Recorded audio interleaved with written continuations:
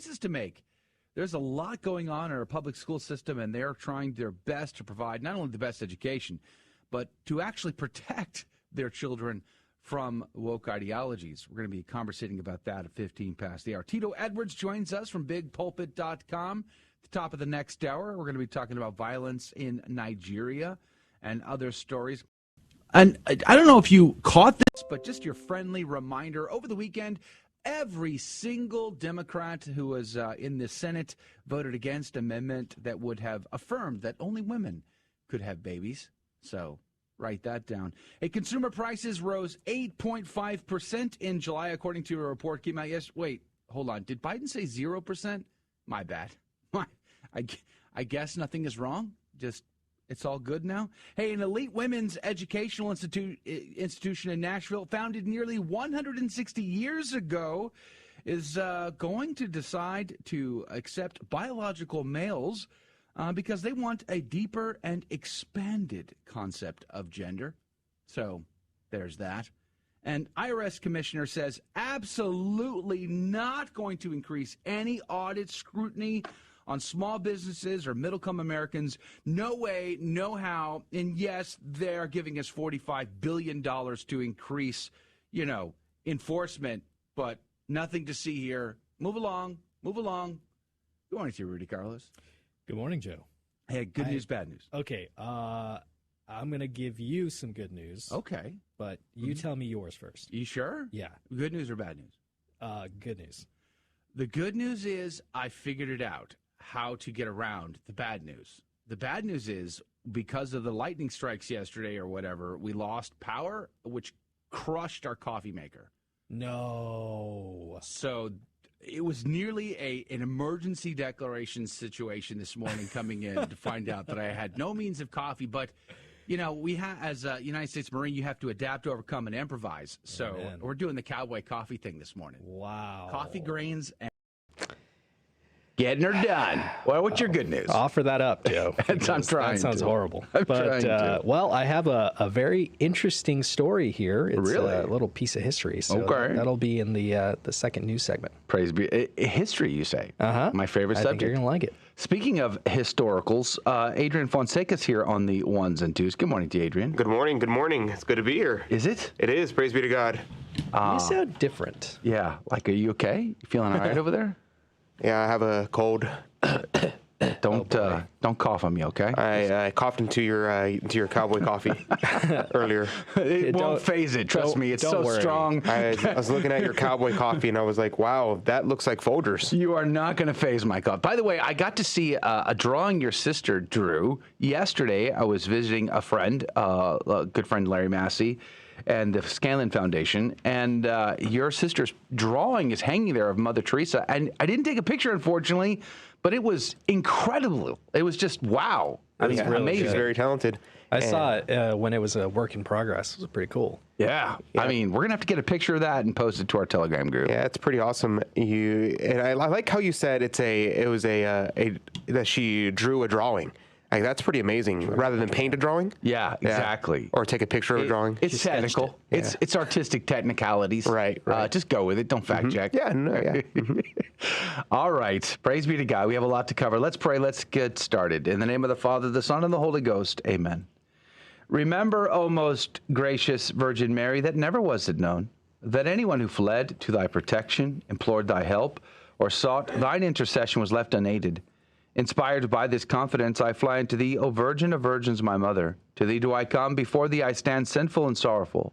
O Mother of the Word incarnate, despise not my petitions, but in thy mercy hear and answer me. Amen.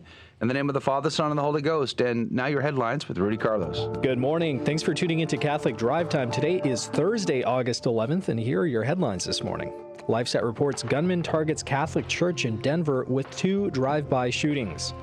During the morning hours of Saturday and Monday, a gunman shot at Assumption of the Blessed Virgin Mary Catholic Church near Denver, causing tens of thousands of dollars in damage, according to the Catholic News Agency.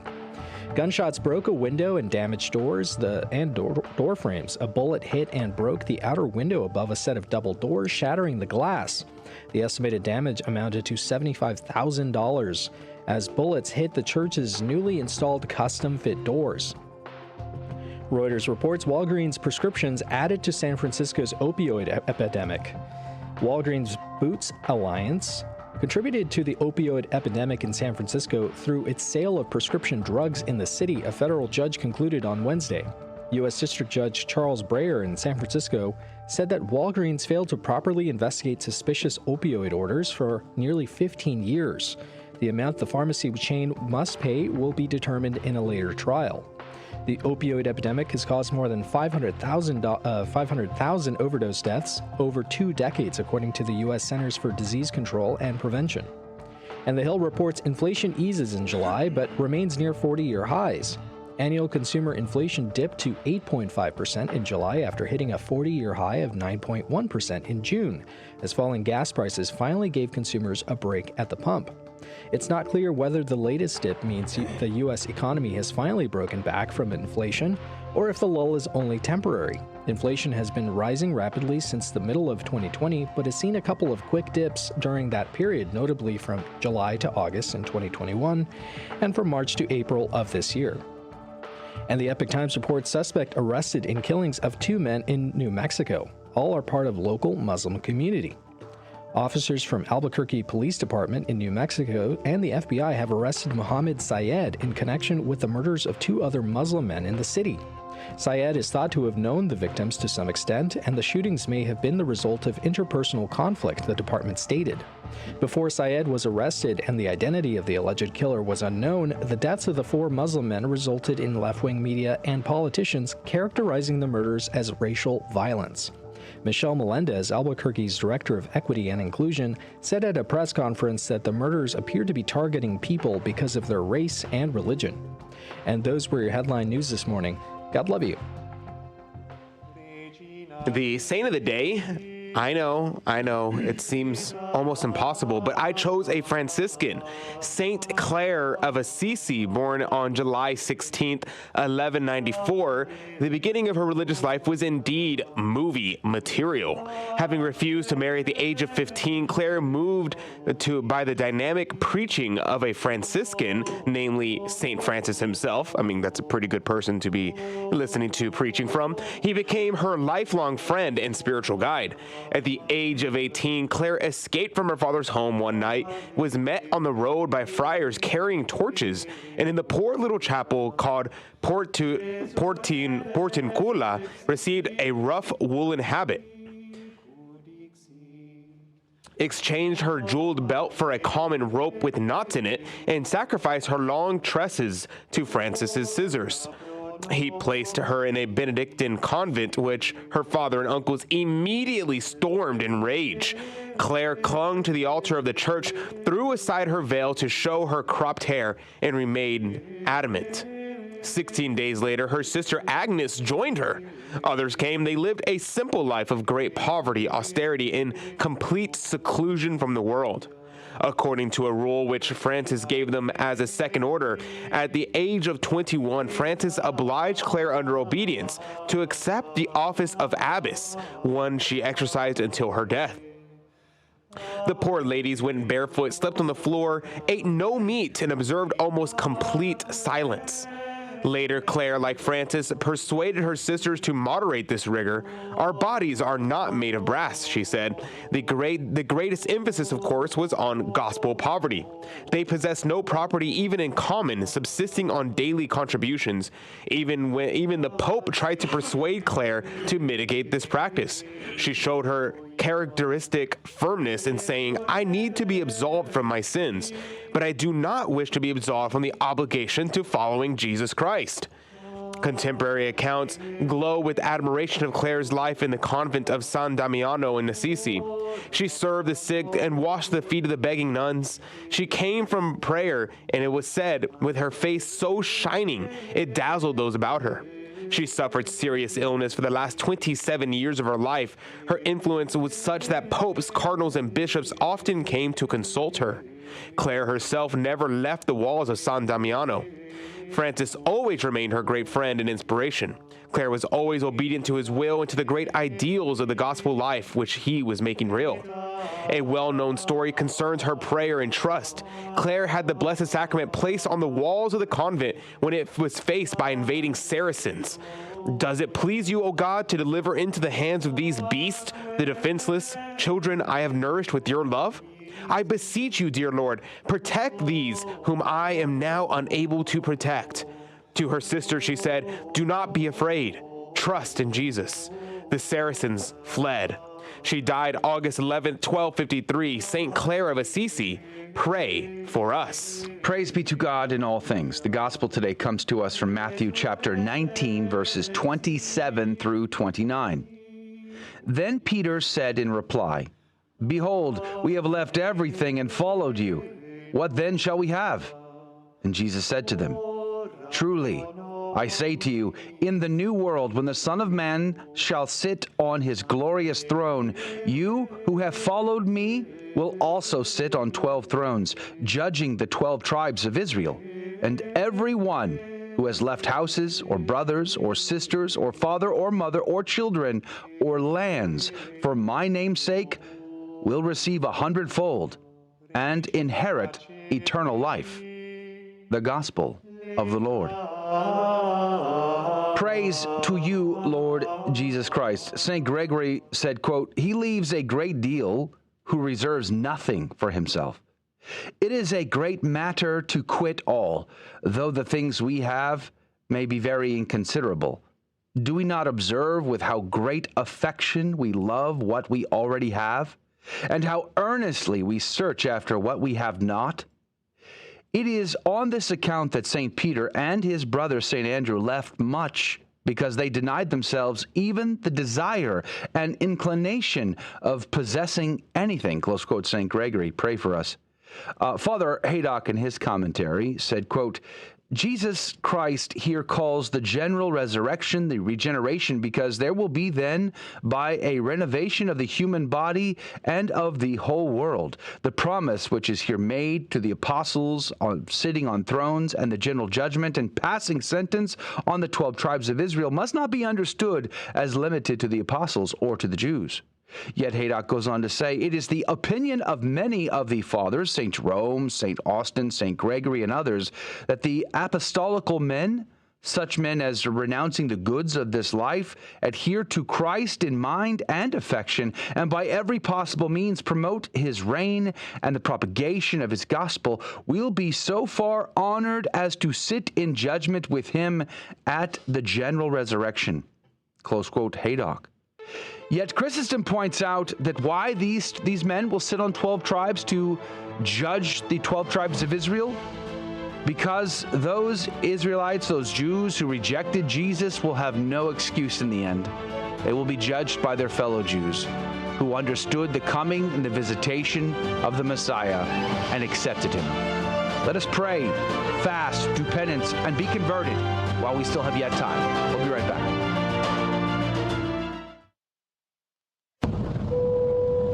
Ladies and gentlemen, this is your captain speaking. We're currently cruising at 39,000 feet. We'll turn that seatbelt sign off for you and let you move about the cabin.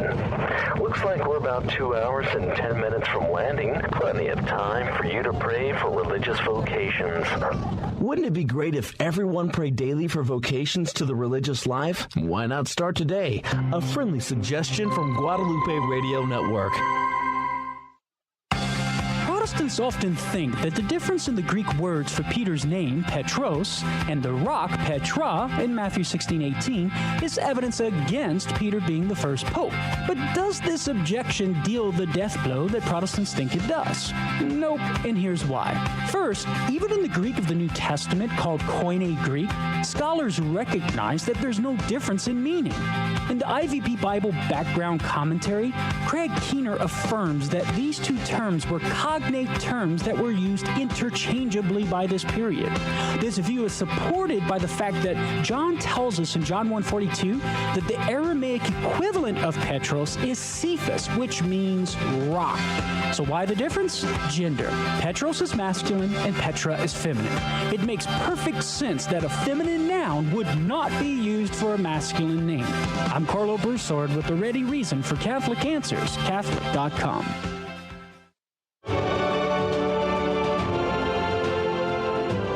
Praise be to Jesus Christ. Welcome back to Catholic Drive Time, keeping you informed and inspired. I'm your host, Joe McLean. So good to be on with you this morning. Praise be to God. Coming up at 35 past the hour, Don Hawkins, Chief Executive Officer of the National Center for Sexual Exploitation, is going to be our guest. We're talking about the crumbling empire of Pornhub. I hope that's true. I would love to see that absolutely decimated. This incredible, horrible thing that so many millions of human beings are wrapped up into. And the destruction upon mankind needs to be done away with. So Don Hawkins is leading the charge with her team, and we're going to be having a conversation about that coming up at 35 past the hour. So stick around if you can. Also, Tito Edwards from BigPulpit.com is going to be on at the top of the next hour. We're going to be talking about violence in Nigeria. So please do join us if you are able. But as I like to say, there are lots of stories in the news that are of great concern to me, and I'm sure they are to you. And today's a day when many parents are now taking their kids back to school. The school year is starting. We're going to be praying for all of those kids in their school years, the teachers and the faculties. And yet, at the same time, we all know that in our country, we are seeing some difficult days, especially when it comes to the education and school systems of our children. Many, many parents all over our country, on the political left, on the political right, in between, all stripes everywhere in between, they're just getting fed up with the shenanigans that go down at schools, and they want a change. I know I've heard from teachers, people who teach in this system, that are tired of the shenanigans that go down in schools, and they want to change too. And praise be to God for those good and holy teachers that are fighting the good fight and doing their best, even though it seems like they're surrounded and outnumbered in many ways. Here's an article I saw out of the Daily Signal. The headline said, "The Exodus from Public Schools." As parents prepare to send their children back to school, many will have made decisions about their child's education that will not only put them on a different trajectory, but also impact the public education system, which is being used in too many districts to indoctrinate more than educate. You might recall that not even all that long, what was it, a month maybe ago, we talked to the mom in Colorado whose daughter was being groomed.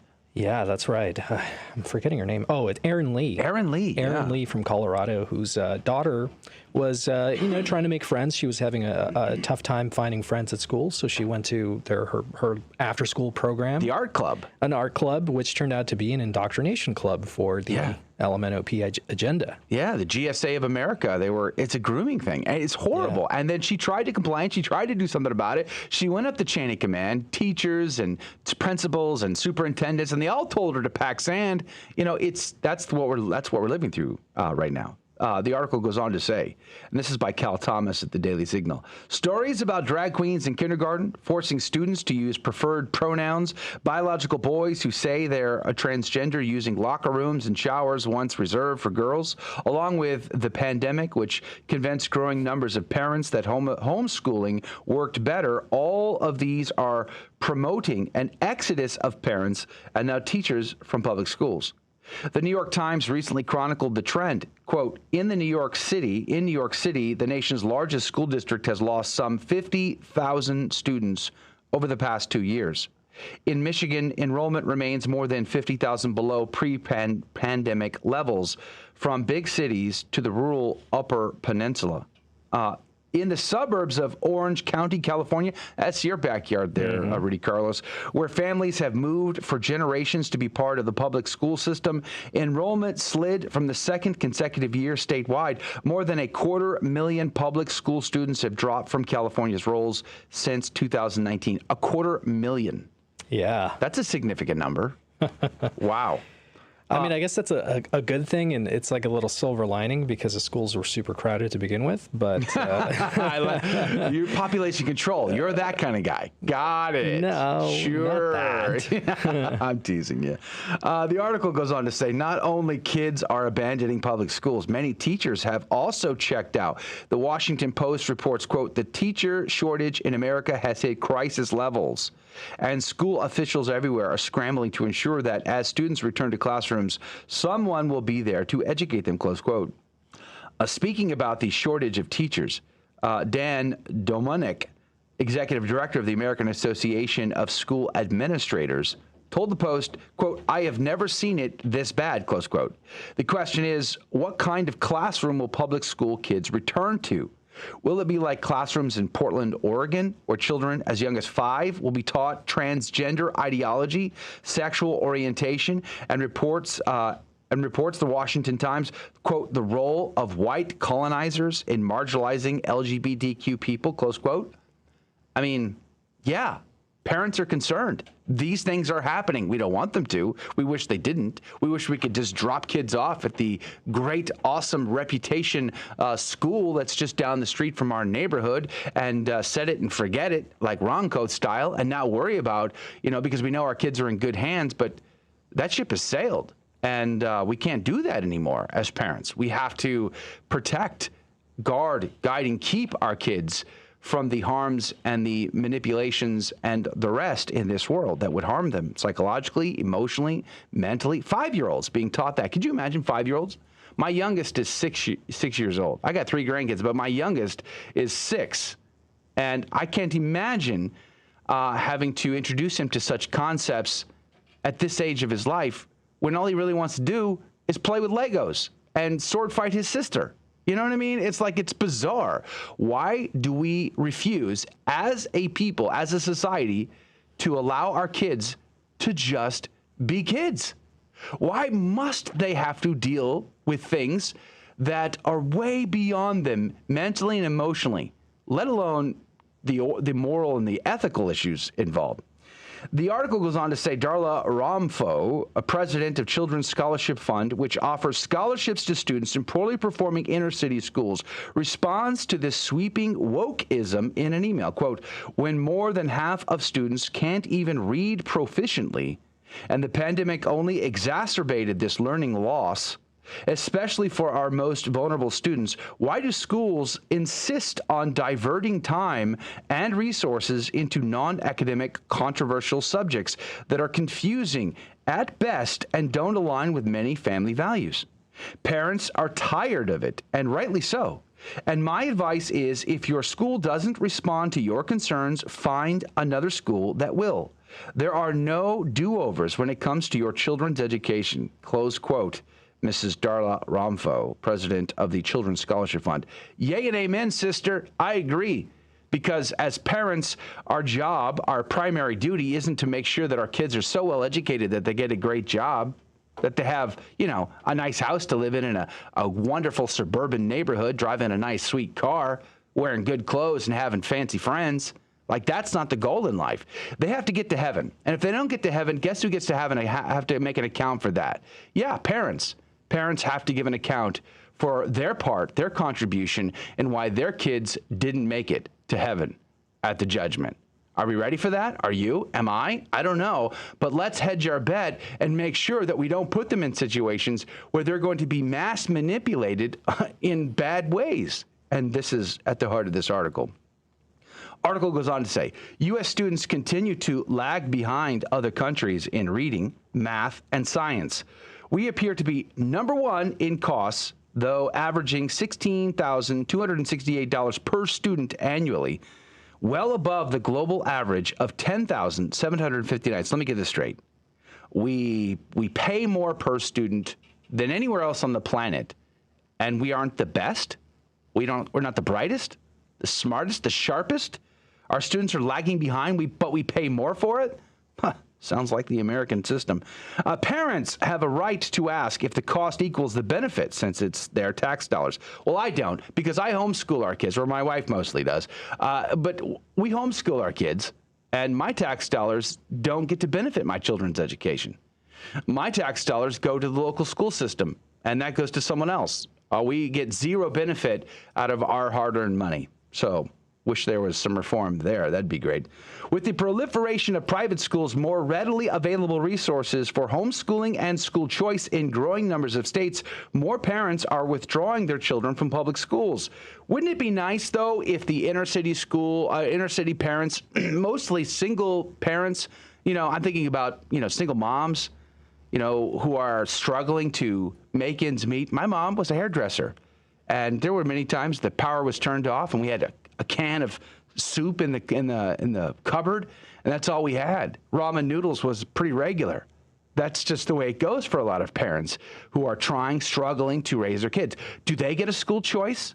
Do they get to use their hard-earned tax dollars to make sure it can go to, say, a charter school that would infinitely give them more options for their children than the local public school, which is the only option that they're forced into going down?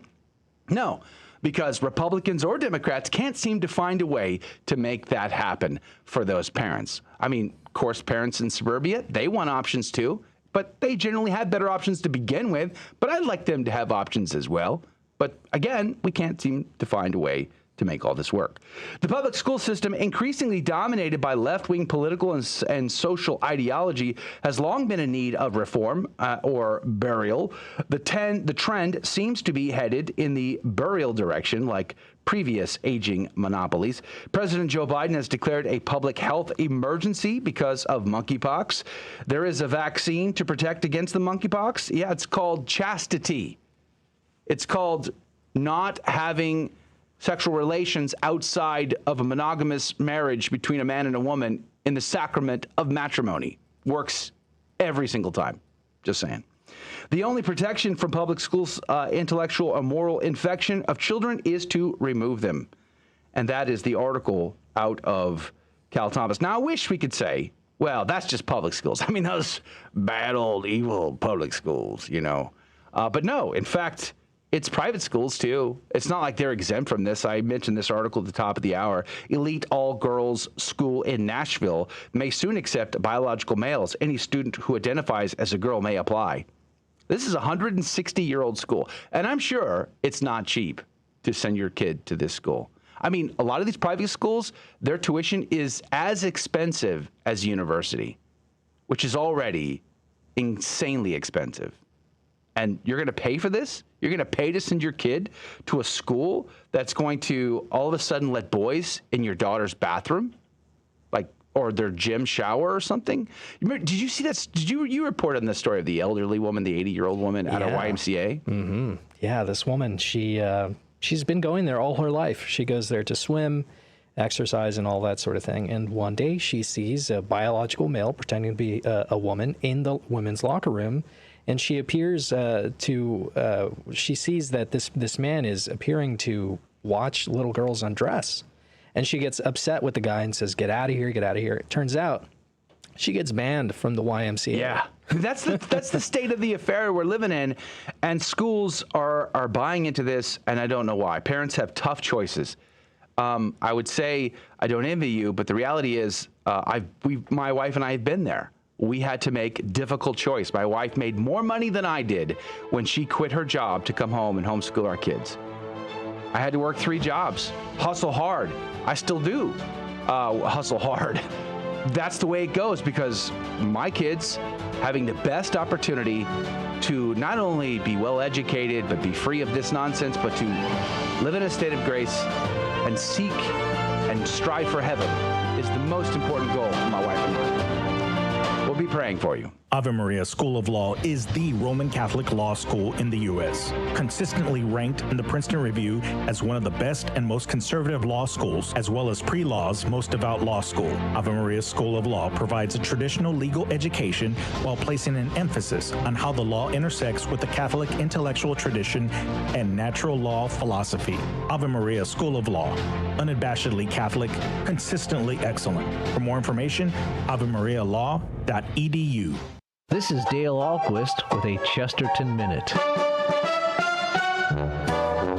Have you ever heard someone say, what's wrong for you may be right for someone else? And besides, what's right and wrong changes like everything else. You can't fight these things. You have to just go with the flow. G.K. Chesterton says, right is right, even if nobody does it. And wrong is wrong, even if everybody is wrong about it. Right and wrong are not based on fashion and personal preferences, and not on the calendar. They're based on the laws of God, on eternal truth that does not change. And as for going with the flow, G.K. Chesterton says, a dead thing goes with the stream.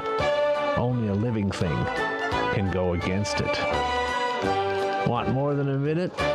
Visit us at chesterton.org. Welcome back to Catholic Drive Time, keeping you informed and inspired. And now more headlines.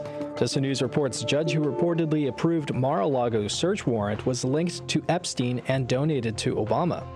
The FBI raid was conducted after a sealed search warrant was reportedly signed by U.S. Magistrate Judge Bruce E. Reinhart.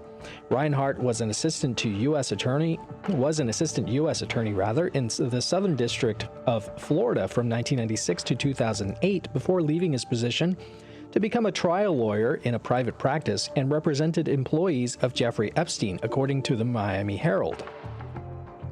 Breitbart reports IRS job listing says special agents must carry a firearm and be willing to use deadly force. Special agent major duties include carrying a firearm and being willing to use deadly force if necessary. Applicants for the special agent position must also be willing and able to participate in arrests, execution of search warrants, and other dangerous assignments. Breitbart News also reported previously Representative Matt Gaetz from Florida's concerns over the IRS's purchase of approximately $700,000 worth of ammunition between March and June 1st of this year. And the Daily Wire reports, here are the American history artifacts up for sale in a massive auction next week. From the Early American Collection, the organization is selling a promissory note from Benedict Arnold, a Revolutionary War general who infamously defected to the British. The receipt recorded a transaction that included building supplies, boards, and parcel staves, as well as it was most likely penned in New Haven, Connecticut. At its auction, University Archives will also sell a letter written by Jefferson Davis, the President of the Confederate States of America, to Confederate John Taylor Wood during the former's exile in Canada after the Civil War. Davis discussed the plight of African Americans in the Deep South. He says, quote, "The Negroes have to a great extent been vagrant, and the common complaint was that neither crop or stock could be protected from their thieving," the letter reads. Continuing, "The poor creatures are, however, much to be pitied for their destitution, and we who knew their utter inability to govern themselves may well question whether they or those who forced them into their present condition are most responsible for the crimes they commit." In another recent auction, artifacts from the wreck of the USS Central America, which sank during a hurricane off the coast of North Carolina in 1857, were put up for sale. Among the items were jewelry made from gold discovered during the California gold rush, gold miner pants, photographs, bottles, and pistols. And those were your headline news this morning. God love you. Praise be to God in all things. Thank you, Ruth, for keeping us up to date. Boy, if you could buy any of those, would you? Oh, yeah, for sure. I would love to buy those miner pants. Really? Yeah, that's awesome, don't you think? It's interesting, for sure. There's a YouTube channel about a guy who bought an old silver, and I think it was gold and silver mine, lead mine, Sierra Gordo, out in the hills of California. Mm-hmm. And he has like all these mine shafts that go down like hundreds and hundreds of feet. So he takes this old elevator down into the shaft that goes, like it was built in the 1800s, and he goes down there. It's insane. Yeah. And he finds like old Levi jeans from the miners. That's awesome. Yeah, it's pretty fascinating for sure. But I think the silver and gold would be better. Just saying. True. But anyway, I would love to buy some artifacts from our past. That would be pretty cool. If I had the money to do it, I would. All right, so we're trying to get Dawn Hawkins on the line here from the National Center for Sexual Exploitation. So hopefully we'll get her on here in just a moment. There was a story, we reported on it actually last week, I think even. Here's the article out of the website for the National Center for Sexual Exploitation. It's in a landmark ruling, visa to be held to account for monetizing child sexual abuse on Pornhub. This is a great story. It's a victory, and one we should be paying attention to, because this is a real issue for humankind, this pornography addiction thing. It says the National Center on Sexual Exploitation commended a judge's ruling finding that a child sexual abuse survivor's lawsuit against Visa for enabling her abuse to be monetized on Pornhub will be allowed to proceed. Quote, "A child sexual abuse was posted to Pornhub, and in a landmark decision, a judge is allowing Visa to be sued for profiting from her abuse. Visa continued to process payments for Pornhub and other MindGeek-owned websites, even after it was aware of the widespread abuses occurring on Pornhub. It is right that Visa should be held responsible for its role in child sex trafficking on Pornhub, said Don Hawkins, Chief Executive Officer of the National Center on Sexual Exploitation. Quote, "We first brought evidence of child sexual abuse, material, and sex trafficking on Pornhub to Visa's attention in early 2020. Despite the fact that Visa opened an investigation into Pornhub, the National Center for Sexual Exploitation's urging. It wasn't until the New York Times published its December 2020 expose revealing child sexual abuse material proliferates on the site that Visa finally acted to cut ties with Pornhub." So, I want you to take this into consideration, considering the fact that how many people are being cut off from financial institutions because of their political stance. They're like the protesters in Canada, for instance. They were one example, but there are many, many others. And yet Visa is happy to take this money and make money and process money in connection to human trafficking, pornography, and more. It looks like Patrick Truman, president of National Center for Sexual Exploitation, is on with us. Good morning to you, Mr. Truman. Oh, he just jumped off. Well, at any rate, here's hopefully he'll be back on, and we'll chime in with him here. Here's another article out of the National Center for Sexual Exploitation. Pornhub pornography empire is crumbling. It says a mass exodus is underway at Pornhub's owner, MindGeek, as the CEO and COO of a number of staffers, some reports say as many as 70% of employees have left the company. This is a good sign. I would say this is a great sign. Praise be to God. Yeah. MindGeek is the privately held Canadian company that owns and runs some of the largest pornography websites, including Pornhub. These dramatic changes are happening in the wake of lawsuits, loss of ad revenue, and government scrutiny led by the National Center on Sexual Exploitation and its allies.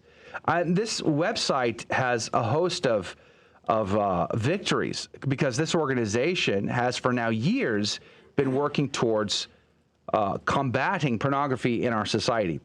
And I've interviewed Mr. Truman before a couple times. I've had Ms. Hawkins on in the past. We'd love to have them on. We're hoping to get them on now. But, I grew up addicted to pornography. And I hate to say it, but back in my day, you had to search for a VHS tape, right? Or a magazine. Remember back in the day, maybe they still do this. I don't actually know if they do this or not. It's been a long time since I've been through the magazine rack or aisle in a grocery store, but they used to have that, the pornography magazines would have like covers, like they would cover up the face of the magazine or whatever. And you'd have to stand there in public, viewing that stuff, and there was a shame factor involved, and so you wouldn't do that. Like it would turn off most people because they couldn't overcome their shame. Praise be to God, because that's what your conscience is supposed to do, is to remind you that you shouldn't be committing these mortal sins, and or you had to sneak off to that shady tree place by the highway in the middle of the night and hope that no one recognized your car. Nowadays, all of that pornography is available on your phone. On your child's phone, on TikTok, on Facebook, and all these other social media sites. They are passing this around too. Now, they're supposed to cut it off. They're supposed to censor that stuff out.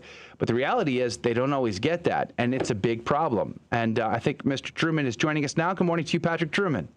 Good morning. I was given the wrong link. It's quite okay. Praise be to God. Good morning. We're glad you're here. We were just talking about the Visa story. We're about 2 minutes before we go to a break, and we'll come back and continue the conversation after. But what's the significance of the decision on Visa? Well, the significance is this. Visa is not responsible for everything that anyone does where they have a processing of their credit. So you could set up a store and sell fentanyl out of the back room, put it on your Visa, and they're not responsible for that. But if they knew it was fentanyl that was being sold, if you had a website, fentanylhub.com, and authorities or someone came to you and pointed out what was happening, gave you absolute proof, then you're liable. And in this case, Pornhub has as part of its business model to have rape and child pornography and child trafficking videos up there. And we presented all this to Visa. And then that was in 2020. Later that year, the New York Times ran a story. And while Visa wouldn't pull their processing for the videos on Pornhub when we met with them, and we sent them a lot of material in 6 months' time, when that story ran, they pulled it off. So Visa stopped processing then. But they continued to process for Pornhub's advertising arm, where they make about 50% of their profits for Pornhub. So a video of a child being raped, Pornhub sells advertising alongside that video. And Visa knew that that was taking place and knew that the rape videos were also monetized. So that they had actual knowledge that they were participating in an illegal enterprise. And I don't think they'll get out of this lawsuit. I think they'll have to pay their way out of this lawsuit, and you'll see that in the coming days. They don't want to be deposed about what they actually knew, because we've met with them several times. They sent out a high official to meet with us. We gave them all the proof. They sent that up the line, and they did nothing. And only when they were under the microscope by the New York Times did they do anything. Hold that thought. But they still didn't do it all. Hold that thought. Patrick Truman, president of the National Center on Sexual Exploitation, is on with us. We have a very quick break to go to. We'll be right back. More is coming up next. Don't go anywhere.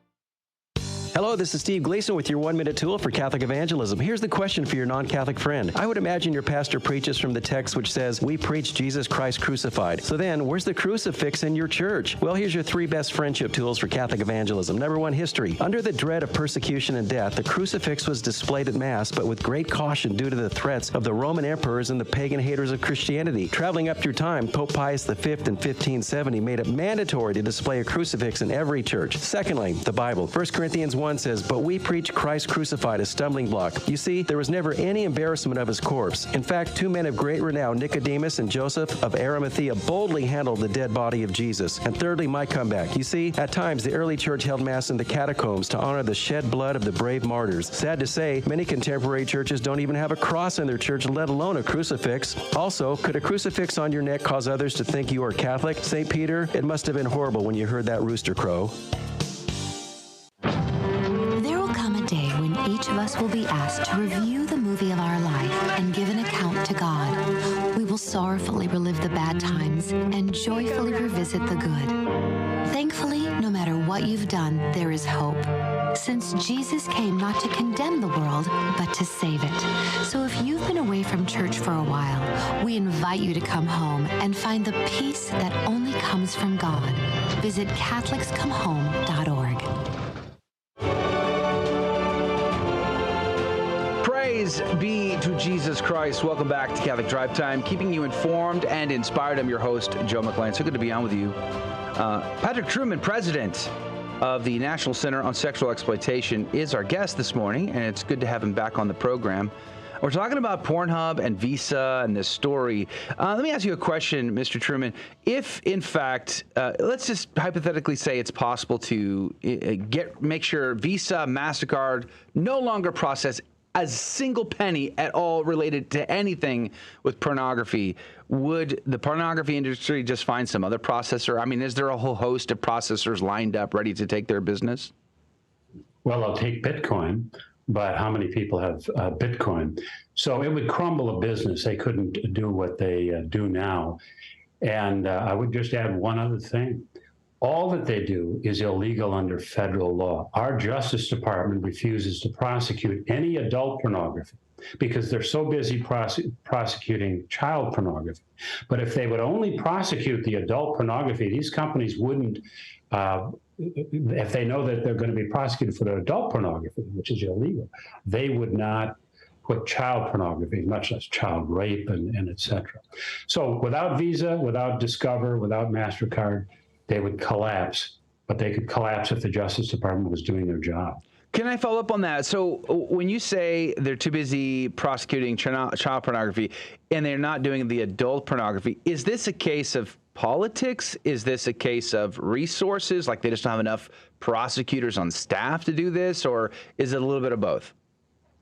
It's both. Now, I was the head prosecutor at the U.S. Department of Justice in Washington, D.C. for several years under President Reagan, President Bush, and we prosecuted both adult and child pornography, and the porn industry was just collapsing. It was all but gone. We put dozens of companies out of business. But when the next administration took over, we warned them, if you stop prosecuting adult pornography, which they intended to do, you'll see child pornography go through the roof. And that's because, look, if you won't prosecute a case where there's an 18-year-old in a hardcore porn video, you won't prosecute a 17-year-old because you'll say, well, she looks like an adult. You won't prosecute a 14-year-old, et cetera. And then pretty soon it becomes the Wild West. And I've met with the Justice Department, and they tell us they're so busy with child pornography, they only do prepubescent child pornography. They won't do a 10, 12, 13-year-old because now it's gotten so bad. But if you enforce the law, it's the same thing we're seeing all around the country in these big cities. If you're not going to enforce the law, crime is going to go through the roof. Let me ask you a question. Is it legal to be able to purchase and watch pornography in a hotel room? For an individual, it is, if it's adult pornography. Private possession of adult pornography is legal in America. The company that would sell that to the hotel violates the law. The hotel itself violates the law, but not the individual. And yet, I mean, hotels all over the world are offering this to their I don't clients. think so. Several years ago, we got Hilton to take it out of all hotels across the world. And with the pressure from that, you saw one hotel chain after another take it out. Next time you go into a hotel, just flip through and you'll see there's no adult channels. I never turn the TV on when I'm in a hotel as a principal. Never, ever, ever. That's good news. I mean, I'm glad to hear this. This is what we want. We want to see the pornography industry go bankrupt and go out of business. This is the goal. But let me ask you a question. How big is the Pornhub or the pornography industry these days? It's almost impossible to say because they don't. It's not like they're reporting legally their profits to the various countries in which they're located. When we were prosecuting with the Justice Department, the porn industry, we would bring the bookkeepers in always, and they would tell us, as much as the profits that you see above ground, that is what we're reporting to the IRS, we're making that much underground. So it's a dishonest industry, and it's very difficult to say how much it is, but it's growing astronomically since I was at the Justice Department, because the Justice Department looks the other way. Are we still talking billions and billions of dollars? Oh, yes. Oh, yes.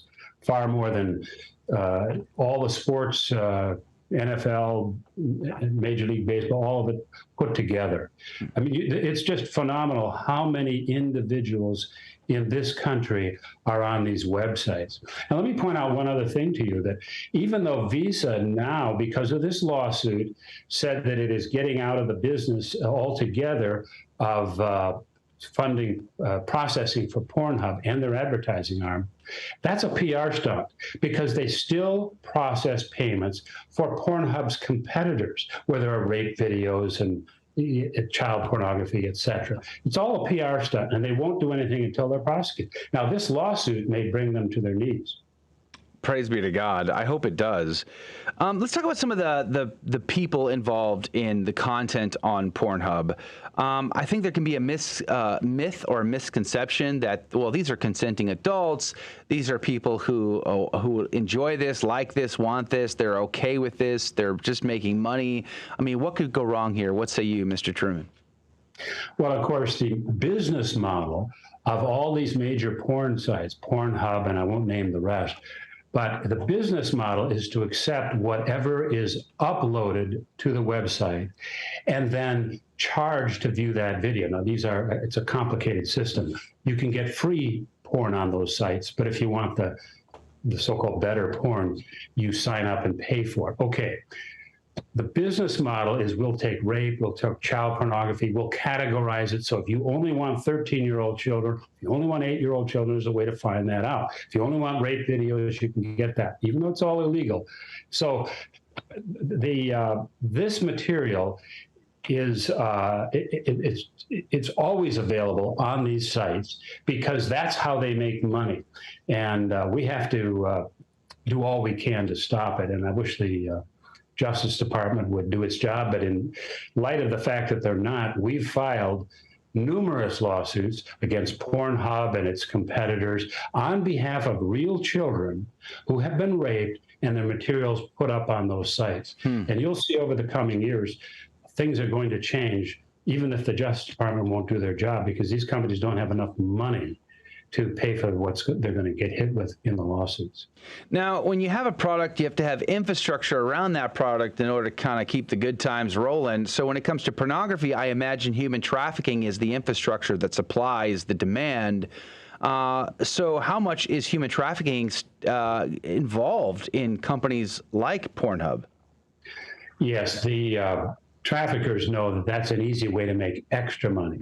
They're selling these women to individuals to rape, but then they're filming that rape videos and they're putting it up on sites like Pornhub, which is quite willing to take them because they're very popular and they can sell those videos. People can download them and have them for their own personal consumption, or they can watch them online. There's an unlimited number of them. So that's trafficking is a big part of it. And traffickers know what they're doing. They know how to make money. What do you have a sense of how much the American people, where is the American people on the whole, in general, ballpark figure, where is their meter here when it comes to pornography and the atrocities that you just laid out? Are they okay with pornography? Are they generally against pornography? Where do the American people stand?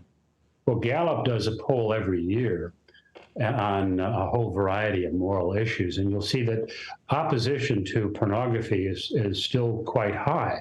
I don't know what it is this year, but the problem with that is that the business model of these porn sites and the porn industry in general is to get kids involved as soon as possible. Because once you rope in that 8-year-old with looking on their cell phone for pornography, they're going to keep looking and they'll be a customer forever, most of them. So you end up having something north of 85% of young adults on pornography sites. And those sites are training them on sex, because those sites will have countless rape videos and slapping and abuse of. So this is the sex education of our children today. It's pornography. Now, we reported on this just earlier in this very hour, how parents are struggling because they know they can't just drop their kids off at school anymore. There are school programs that are seemingly grooming their children. I mean, in Portland, as young as 5, they're introducing them to these perverse sexual practices. That's a trend that's rising. Well, it is. And of course, the young adults who are the teachers, they're part of the porn generation. They've been groomed on this. And once you're involved in that world, it's sort of anything goes. Now, the National Center on Sexual Exploitation, I mean, how many organizations are there like you out there trying to fight back against the porn business? Well, there's not any organizations like ours. We're a very broad organization. We're 60 years old, and we have an international office and about 35 people in our Washington office and spread throughout the country. So we do adult and child pornography, child sex abuse, sex trafficking. We're the leading group of fighting these efforts in state across state to legalize prostitution. Because if you legalize prostitution, you're essentially legalizing trafficking, because really most prostitution involves trafficking, because trafficking is performing a sex act, forcing someone to do a sex act by force, fraud, or coercion. And almost every prostituted woman has a pimp forcing them into it. So these efforts are terrible. So that's, our organization in a nutshell. I imagine you have a long list of things, projects, priorities you're working on as an organization, but if you could only accomplish just one of them, what would that be? Well, Congress has a bill right now called the Earn It Act, which would change a law that Congress passed years ago that's been misinterpreted, which essentially says that websites like Facebook or Twitter or your legitimate websites don't have any responsibility for what's put up there. So if you were to put up a rape video on Facebook and Facebook knows it's there, I shouldn't use Facebook, let's use Twitter, because we've got a lawsuit against Twitter where children were put up there we represent right now. And Twitter said, we're not taking it down because we didn't put it up. We have no responsibility whatsoever. Well, the Earn It Act would say, no, you do have responsibility. You take that down. Yeah. So if we could do one thing, I think it would be to get Congress to change that law that's been so bad. Amen. Praise be to God. It's so great to talk to you, Mr. Patrick Truman, president of the National Center on Sexual Exploitation. Their website is endsexualexploitation.org. You should check that out. Great place. God bless you, Mr. Truman. Have a great day. Thank you for your time. Thank you very much. All right, that's going to do it for hour number one. Pray for those people who are addicted to this and involved in this for their total conversion. Tito Edwards is at the top of the next hour. We'll see you then, or we'll see you back here tomorrow morning. God bless you. God love you. We'll see you then. Hello, this is Steve Gleason with your one-minute tool for Catholic evangelism. Here's the question for your non-Catholic friend. Is the very contemporary and popular idea that a faith-alone salvation, which occurs by repenting of sins and asking Jesus in one's heart, sufficient to enter and warrant heaven upon death? I say no, it's not. Many evangelicals will say, just follow the Romans road, which is 4 verses snatched out of the book of Romans, and when followed, heaven is promised. Well, here's your 3 best friendship tools for Catholic evangelism. Number 1, the Bible. The Gospels, nor the epistles, nor the apostolic and early church fathers ever wrote anything like this mechanical approach. Secondly, the marriage experience. After wrongdoing and temporary departure from your family, does a simple one-time, hey honey, I'm really sorry, bring you back into the family? And thirdly, teaching of the Catholic Church, water baptism, loving God and neighbor, which is displayed by consistent acts of charity while maintaining a perseverant hope of heaven, is the surest way to God's eternal presence. And my pesky comeback, that Romans road is presumptuous and significantly dumbs down the holy value and price of salvation. And remember, that Romans road has some potholes. Eve Gambo is a real Guadalupe radio listener. To help her explain the impact that Catholic radio has had on her life, we had Rocky come in and help her tell her story. Before I was able to listen to Catholic radio, I would listen to other Christian radio stations, just because there was no Catholic radio. Hey, Mickey always tells me, Catholic radio, is kind of like having an angel on your shoulder. Those other stations were okay, but I always felt like something was missing. Catholic radio is a huge blessing because it shares the full truth. Well, it was like a wake-up call, kind of like getting punched with an uppercut, only with the truth. Please, if you have not made a pledge of support to keep Guadalupe Radio on the air, do it now. And if you have made a pledge, please fulfill that pledge. I want to make sure that I always have my Catholic radio station. Yeah, make sure you send in your pledge. You can do so by going to grnonline.com or 888-784-3476. Are you on the CDT Insider email list? Hi, Joe McClain here. And every week I send you cool stuff straight to your inbox, goodies that you're not going to want to miss. Go to grnonline.com/CDT and get signed up today.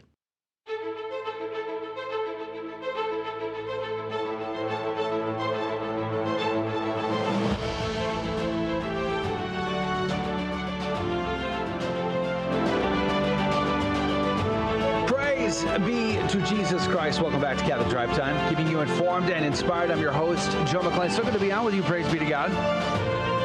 Patrick Truman. That was good to talk to him. Yeah, it was. I haven't talked to him in a little while. Praise be to God. But I'm glad he was on. Difficult topic, pornography and the industry that is destroying millions of lives. Let's pray that it gets destroyed, because that would be a great thing for humanity. Oh, yeah, for sure. Yeah. For the good of souls. For the good of souls. Here in the break, we were talking about something that Pat said, and he was talking about the illegality of pornography, and I was confused.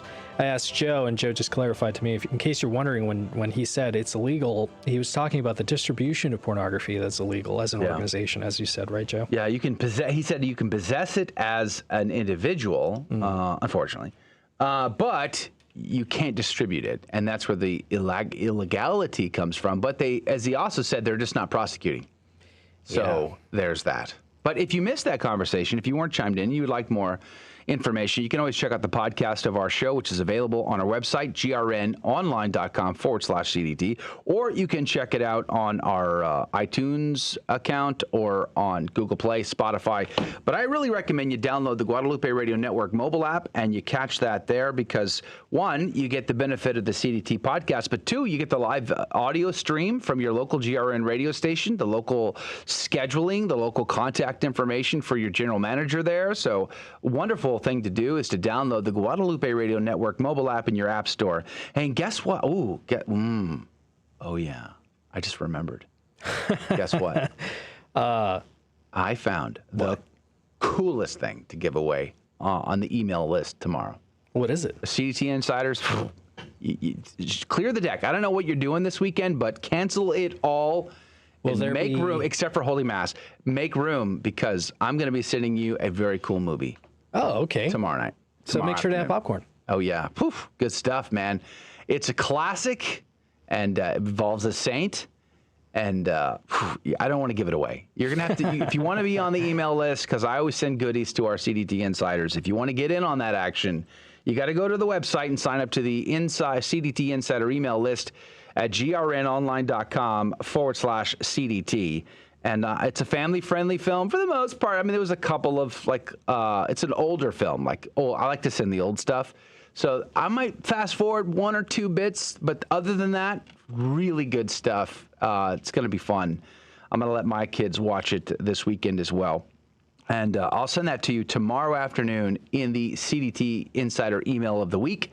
So again, go to our website, grnonline.com/CDT, and look for the insider email link, and you'll get that information. It only takes a moment. Or if you just want to sign up right now and you don't want to go to the website, pull out your smartphone and text the letters GRN for Guadalupe Radio Network, GRN, to the number 42828. If you text the letters GRN to the number 42828, you'll be enrolled in our email list right away. So that's another great way to do it. Real quick, before we jump on to talk with Tito Edwards from BigPulpit.com, I saw this headline this morning. Lady Gaga says, quote, "I pray that we can keep killing babies in abortion." The supposed Catholic Lady Gaga. Yeah. Who prays the rosary. Wow.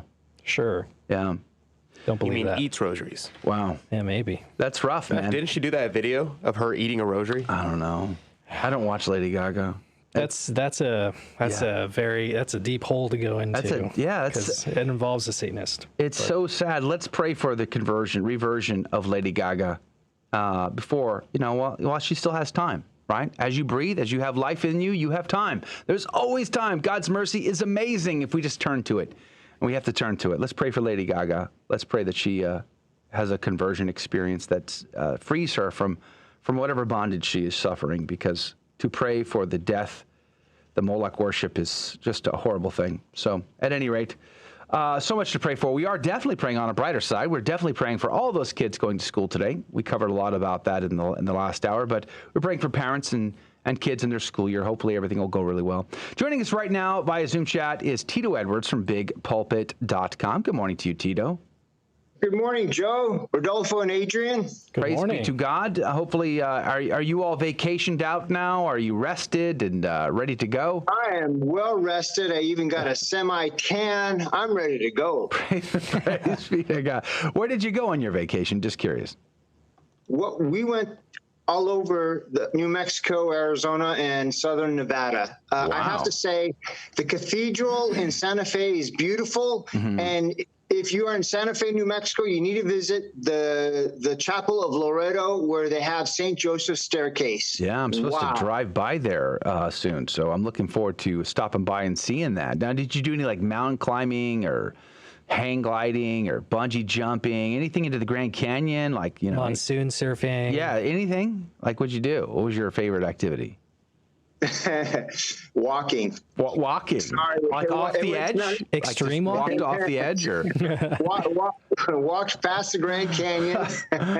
You didn't do any mountain nothing biking? Exciting. Nothing exciting, huh? No, nothing that involves risking any more injury to my body. Come on. I'm trying to get a pro. No rugby games? Yeah, no rugby for you. I'm trying to get a pro. I'm trying to get a pro mountain biking contract from Red Bull. Hopefully they'll respond soon to me. But I would do that. Nonetheless, mountain biking I would do. There's some great stories that are linked up at bigpulpit.com. There's some serious ones as well. And this morning at the Thursday edition of bigpulpit.com, I saw this story linked up. It said Nigeria's elephant in the room. Christians are being targeted in widespread violence. What's going on, Tito Edwards? For many years, there's a lot of attacks on Catholics, especially in Nigeria, especially in northern regions, and it's pretty much a media blackout. Everyone remembers the mosque massacre in New Zealand. Mm-hmm. A man walked in and killed 10 or 12 worshipers. Well, somebody came in and killed 50 Catholic worshipers on a high holy day. I can't remember which one it was, in a Catholic church, and not a peep from the national media. I think I found 2 articles after 3 days on a couple of media sites, and it wasn't even at the top. And so, yeah, it's a greatly uncovered story. Sadly, it's not very popular to read also on Catholic websites. I put it at the top because I understand the gravity of the problem, but sadly, many of our fellow Catholics do not click on it and read about it. But yeah, the Catholics, it's a modern day Roman persecution. It is a difficult place to live if you're a Catholic. Yeah, part of this article says a recent report from the Observatory of Religious Freedom in Africa reveals that the number of Christians killed was 9.6 times higher than the number of Muslims killed in jihadism-related violence between October 2019 and September 2020. And the following year, Christians were 7.8 times more likely to be killed than Muslims. Christians were also 59 times more likely to be abducted than Muslims by extremists between 2019 and 2020. Alongside these grim statistics, the report also confirms that violence against moderate Muslims is overwhelmingly from jihadist groups. I mean, seems pretty obvious what's happening there, but we seem in the West to not give any care whatsoever what happens to these people. No, there's lack of coverage. Some Protestants, many Protestant sites, as well as Catholic sites, are covering it, but it is an unknown issue. Give somebody 10 tries and guess what are the hottest topics in the world, and they don't get it the first 10 times. And when the media does cover it, they call the variables that are causing this as climate change. Yeah. It's yeah. The Bishop of Ondo, where the massacre occurred, even came out and specifically said the massacre at St. Francis Catholic Church, Owo, has nothing to do with climate change and food security, end right. quote. Yeah, that's bizarre. I mean, that really is bizarre. Let me ask you a question. Do you think this is a situation in which you would want to see, say, UN peacekeepers or something along those lines in there? I mean, I would like to see a Crusader Army, the Holy League formed once again, but that ship has sailed, pun intended, and there's no longer Christian nations to call upon to come to the rescue. So, would UN peacekeepers help in this case? They would help tremendously, but there is rays of hope besides the consolidation and camaraderie of the Christians banding together in prayer groups. The Nigerian military, the presidency is held by a Muslim. The Nigerian military is mostly held by Muslim generals, but there are Christian officers and soldiers that have been organizing and have been taking the time to help protect. So there are signs of hope. There is a pulse in there, Nigeria identifying and responding to the issue. So we need to pray for these brave Christian soldiers that are volunteering and forming impromptu militias to go and protect the many Catholic sites and other Protestant sites as well. Yeah, Tito, Buhari, the president of Nigeria, he's also facing potential impeachment there, too. That was reported about maybe 2 or 3 weeks ago. But I'm wondering, something you said a minute ago, you were talking about how most Catholics don't even consider clicking or reading about this sort of thing. And I'm just wondering, is it because we're so complacent here? I mean, it's so common for us to just be able to go to Mass on the weekend. We take it for granted. You know what? That's a good question. I don't know. I've been speculating as to the reasons why, and I've been speaking to other fellow Catholic aggregators, and they also identify the problem that not many, no matter where they put it at the top of the page, not many people are clicking on it. So I don't know. I think maybe because many of even the serious intentional Catholics do not consider it an issue. They probably think it's a one-time event and don't think much about it. But this is big. This is huge. This is even though it's not as spectacular as 9/11, the problem is deeper, and the issue has been running longer than that. And I don't know what to do. I purposely put it at the top, as you can see on Big Pulpit, even though it only received 9 clicks today, when other stores are getting 50 to 60 clicks so far. And so I don't know. I'm frustrated just as much as you, Rodolfo. Now, we only have a couple of minutes left with Tito Edwards from BigPulpit.com. There was another story here, and you linked to it on Thursday's edition at BigPulpit.com. It says the church's Mexican standoff. And I caught the statistic. In the last decade, 30 priests have been murdered in Mexico. What's the story there? The cartels do not distinguish between the laity and the clergy, and sometimes the clergy, as careful as they are caught in the middle. And 2 Jesuits with deep roots in the state of Chihuahua were killed with another layperson.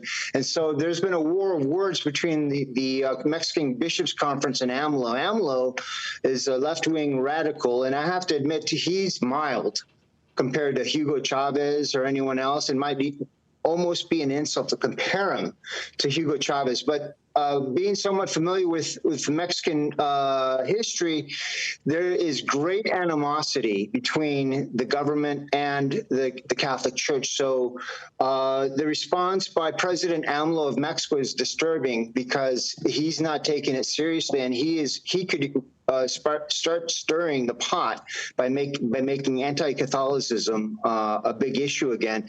It's right under the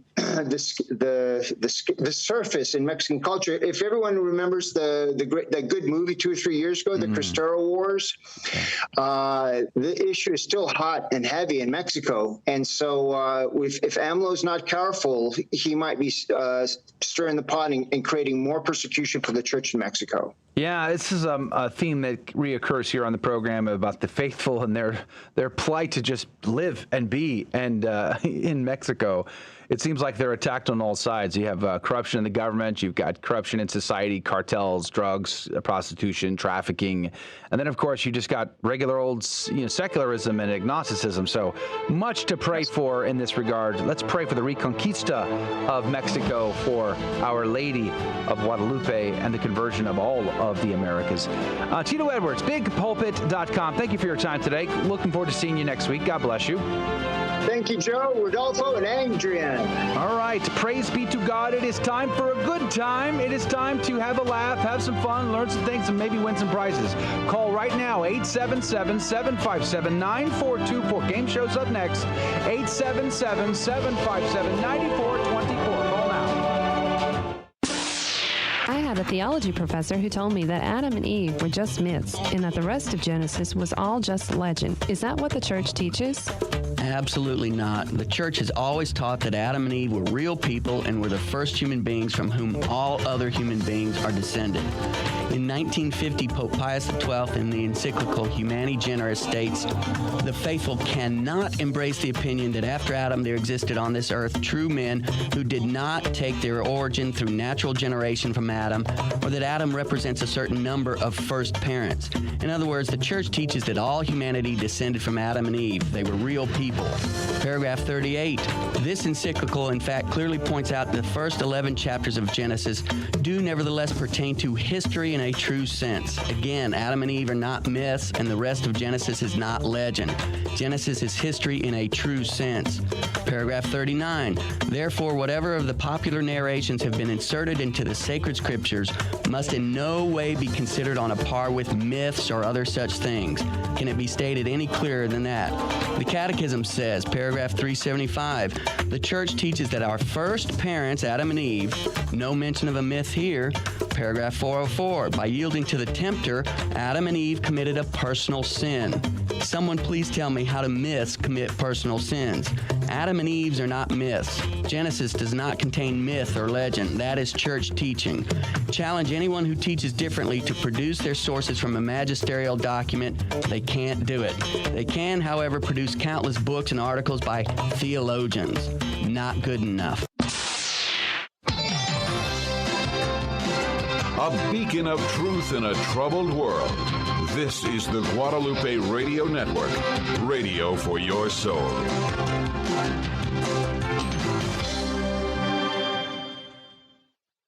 Welcome to another round of Fear and Trembling, the Catholic trivia game show that helps you work out your salvation by the seat of your pants. It's a 50-50 chance and prizes are involved. Avoid the weeping and gnashing of teeth. Call now to take your shot, 877-757-9424. And now, your host, Joe McClain. Praise be to Jesus Christ. Welcome back to Catholic Drive Time and Fear and Trembling, the Catholic Trivia Game Show, where we have secrets and agendas. We just don't want you to tell anybody. That's all. It's no big deal. But what I need more than just revealing my inner secrets is a phone call from one of you. You can call. You be our contestant. First caller gets to play the game. It's fun. It's easy. It's a good time. But call right now, 877-757-9424. That phone number is 877-757-9424. First caller gets to play. Adrian Fonseca standing by to take your call at 877-757-9424. One more time. 877-757-9424 is the phone number waiting for your call. Now, here's the deal, all right? We do have some things. Number one, we like to teach the faith. So we look for teachable moments where you just might learn something about your Catholic faith that you didn't know before. Praise be to God. That's a winner. It's a good thing, you know, right? And number two, we like to have a laugh. We like to have a chuckle, a good time, and our callers are fun. They're amazing. We appreciate them more than anything in this game. And then, of course, number three, we give out prizes, which is sort of incentivizing you to make that call because you could win, and it's a good time. But here's the kicker. You don't need to know any of the answers, and you could win. It's true. You might not know a single correct answer, but could still win the game because I won't ask you the questions. I'll ask Rudy. I'll ask Adrian. They'll give us an answer. One of them will be correct. The other will be incorrect, and the caller will have 15 seconds to make a decision. Whomst do they trust more? And the correct answer will then go into the coffee cup of divine providence to win this game. But you got to call 877-757-9424. First caller gets to play the game. It's right now. Phone lines are open, waiting for your call at 877-757-9424. That phone number is 877-757-9424. Call right now. Rudy, what could they win? Praise be to God. Our sponsor this week is Conversion Starters. The winner this week is going to win one of their shirts and a mug. Now, if you're wondering, what is Conversion Starters? ConversionStarters.com makes evangelization easy and painless for everyone. They offer t-shirts, hoodies, and mugs that catch people's eye and pique their curiosity by featuring common questions about Catholicism, along with a website to address where they can go to read a brief and easy to understand answer to the questions proposed. You can be a billboard for Christ. Conversionstarters.com is evangelization for introverts. Thank you so much. Why do you, when you say billboard for Christ, why do you look at me like that? Huh? Why did you look at me? Whoa. You're like, just because I have to look for, what size is this shirt? 1X, 2X, 3X, tarp? Yeah, that's my size. Joe, that's mean. Come on. Can I get the billboard size shirt, please? Thanks. Anyway. Billboards. I'm on carnivore. It's coming down. Relax.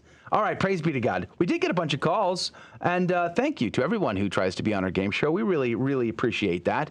If, in fact, you don't make it today, please do try to call back tomorrow. It would be amazing to get you on the show, and you can always call in early because the phone number is listed on the website, right? So it's super easy, praise be to God. Let's go to the lines. Maria, good morning to you. Good morning. Praise be to God, Maria. Thanks for calling in today. Where are you calling from? Burnett. Burnett, is that that's in outside the Austin area? Yes, past Marble Falls. Oh, past Marble Falls. Praise be to God. By the way, real quick, is there still a threatening forest fire thing going on out there? Not really. Oh, that's good. Praise God. I'm glad to hear it. Because I know all I can remember was from 10 years ago or something. There was a major fire that swept through all that area. I'm glad you're doing well. Where do you go to church, Maria? I'm actually in San Antonio, so I go to Santa Rosa of Lima. Wonderful. Praise be to God. And do you know how this game works? Do you know the rules, Maria? Yeah. I was just. Why do you sound so not sure? I mean, Maria, this is an easy thing. Are you okay? Yes. Oh, are you sure? Now, I'm on your side, Maria. My job is to help you get into that cup. So it's you and me together. So you have great confidence in playing this game. Are you ready? Yes. Let's do this, Maria. You and me, we're in this against the others, like Rudy and Adrian, for instance. Good morning to you, Rudy Carlos. We will start with you. Good morning. Team Rudy with no tie on, by the way. Team Rudy has no tie. Should be on a coffee mug. Well, Rudy, don't let us down, okay? Don't go easy. Go easy today, Rudy. You know that song, the ska song? Don't let me down. How's it go? Never gonna give you up. Never gonna let I'll save that for the after show. Yeah, karaoke after show today, I guess. All right, Rudy, are you ready? I'm ready. Praise be to God. Are you sure? Yeah. Are you really sure? I mean, you're not wearing a tie. Yeah. So how ready can one be? Oh, you gotta fake it till you make it. You know? I see. Yeah. Awesome. All right, Rudy. Let's go with an easy one to begin with. What are we commanded by the 8th commandment? What are we commanded by the 8th commandment? Well, that's to speak the truth in all things. Sounds Don't lie. straightforward. Joe, 8th commandment. Why are you looking at me? Like, Joe? What is this? What? I don't know what you're talking about. Joe. I have no idea what you should be. All right, so speak the truth in all things. You're saying that's what we're commanded to do by the 8th commandment. That's right. Okay. Adrian, good morning to you. Good morning. Good morning. I know that you were one of the original interpreters of the Decalogue, so this should be a fairly straightforward question for you. But could you answer for me, what are we commanded by the 8th commandment? Yes, it's true. I was, in fact, one of the original interpreters of the Decalogue, only Moses destroyed that version. So, oh well. But anyway, so the commandment that we are commanded by the 8th commandment, that's a lot of words of saying commandment, is to only lie to Nazis. Oh. So if Nazis knock on your door and say, where are the Jews? Well, the 8th commandment says you can lie to Nazis. Okay, got it. All right. All right, Maria. The question is, what does the 8th commandment command us to do? Adrian seems to think it involves Nazis. Only you can only lie to Nazis. But Rudy says, nope, you have to speak the truth in all things. 15 seconds on the clock. Who is right? Who is wrong? Rudy or Adrian? Maria, what say you? Yeah. I I should look that. I'm not sure the Hebrew word for Nazi is in there. It's right there in the original text. The only problem is Moses broke that one, so y'all don't see it. Yeah. That guy. Come on, Moses. No, yours is speak the truth in all things. That's the 8th commandment. Congratulations, you're in the cup. You could win, Maria. You're doing great so far. But we're going to go with a sort of a history geography question on this next one. I mean, geography was probably your favorite subject in school, right, Maria? Oh, I know. Well, we're going to get through it, I promise. We're going to go to Adrian first. Adrian studied a lot of geography in university. I mean, just semester after semester. So let's just see how this goes. Adrian, can you tell me what was the capital of the Eastern Roman Empire and the church? Oh, yes. Well, I actually don't have a PhD in geology or geography. Okay. But I do have a PhD in capitals. Do you? Yes. So I know all the capitals in the whole world. All the capitals. All of them. Previous and current. Okay. Well, give me the one for the Eastern Roman Empire. Yeah, and that church. would be Byzantium, or because that's the ancient name. Yeah. It was later known as Constantinople. Yeah. And we reject the Istanbul part. We just ignore the Istanbul. It's not a thing. Okay. There was a song about Constantinople. Istanbul, not Constantinople. That one. Yeah. Okay, I got it. All right. Rudy, can you tell me what was the capital of the Eastern Roman Empire and the church? Yes, it's actually in Armenia. It's Mount Ararat, which, if you know your church history, you'll know that Armenia is one of the earliest Christian communities. Yeah, and most persecuted, too. Yeah, that's true. All right, Miss Maria, you have options. The Eastern Roman Empire, was it in Armenia on Mount Ararat, or was it in Byzantium, otherwise known as Constantinople, and today some people call it Istanbul? 15 seconds on the clock. Who is right? Who is wrong? Maria, what say you? Constantinople. Say that again? Well done. She didn't say, hey, Adrian's right. Praise be to God. It's implied. So what? Maria, what were you nervous about? You're a master at this. This is amazing. It's implied. She met Adrian's correct. All right, we got to get to this next one, though, and it's arguably the hardest question in the history of the show. So let's just start with Rudy. Rudy, can you tell me, what is the first Latin response of the people at the beginning of Mass? All right, so the first response is Adjutorium Nostrum in nomine Domini. Yeah, right. Yeah. Gesundheit. Thanks. God bless you. Appreciate it. Seriously, what's your answer? That's my response. Okay. Adrian. That's my name. Maybe you can help us. Can you tell me, what is the first Latin response of the people at the beginning of Mass? Yeah, so at the beginning of Mass, if you've ever been to a Latin Mass, the priest stands there. They look to your left, look to your right. There are altar servers kneeling down right there. Yeah. And together, the altar servers say, Ad Deum quae latificat joventutem meum. Oh, but what would that be in English?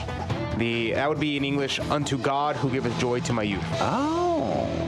All right, Maria, it's a tricky question. I warned you it was the trickiest of all questions, but is it unto God who giveth joy to my youth? That is Adrian is suggesting, or is it some other thing that I'm going to obliterate? Adjutorium Nostrum in nomine Domini. Our help is in the name of the Lord. Our help is in the name of the Lord is Rudy, and God who giveth joy to my youth is Adrian. What say you, Miss Maria? Go with Adrian.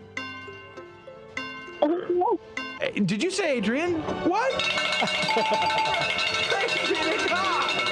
You nailed it, Maria. Congratulations. Yeah, that was a tricky one. Just forget all about that one. It's tricky. Unto God who giveth joy to my youth is the proper answer.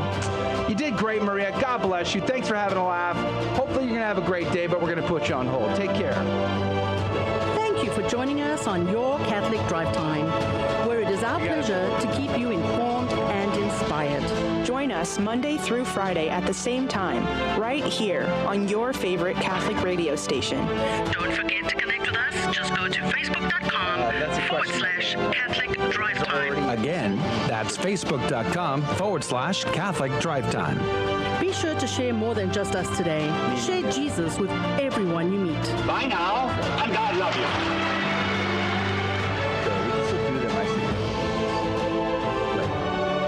In other words, emphasize the English part of it.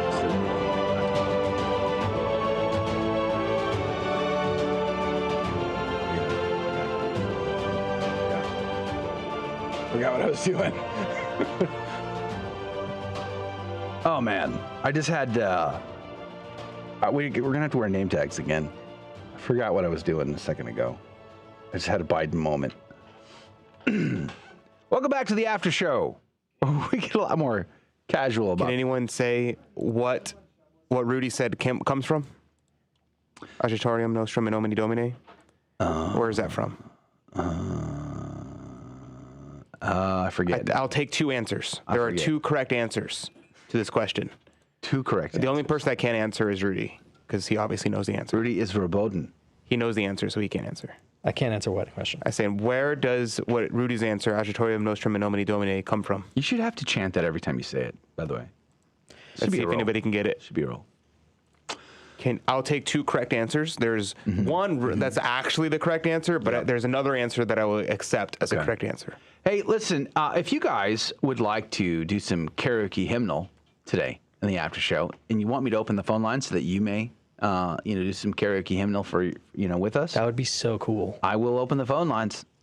Just give me the signal in the chat box. Is that what you want? Or are you looking for a little bit of Marty Hagen today? Just let us know, and we will lift you up on Angel's Wings. Angel's Wings. Eagle's Wings. It's Eagle's Wings. Angels makes way more sense. Bear you on. The breath of dawn. Did you know that song? I was trying to remember the Did you know that song is actually about Lord of the Rings? Based? What? Yeah, they could have just called the Eagles in. Yeah. That was immediately. An awesome scene, by the way. Do y'all see that interview with Tolkien? He's like, that's a stupid question. No. Yeah. What was the question? They asked him, why didn't they just take the Eagles all the way there? Why? What was his justification? I know, right? He never answered the question. He just said it was dumb. Yeah. That's dumb. Because then how would we make 3 movies? Okay. Because it'd be over in one. Nobody's even attempted to guess the answer. Nobody's gonna know. So the answer number 1, that is not technically the correct answer, but I was going to accept, is the Hillbilly Thomist, because in the song. I forgot which song it is. They go at the beginning of the song. They go, "Our help is from the Lord," and that's what it translates to in English. So I'll accept that as an answer, but it actually comes from the Divine Office. So at the beginning of the Divine Office, they chant, which is what Rudy did for his answer, "Agitatorium nostrum in nomine Domini." It's actually from a psalm. Yeah, it's from a psalm, and they took the psalm and they put it in the Divine Office. The Divine Office is the Psalms. Okay. But they go answer, "Qui feci celum et terram," who made heaven and earth. So that's where it's from, the Divine Office. Interesting. Let's see. Hold on. That was weird. Oh, you're playing that song. This is not the song that I was thinking about. Yeah, that's the one.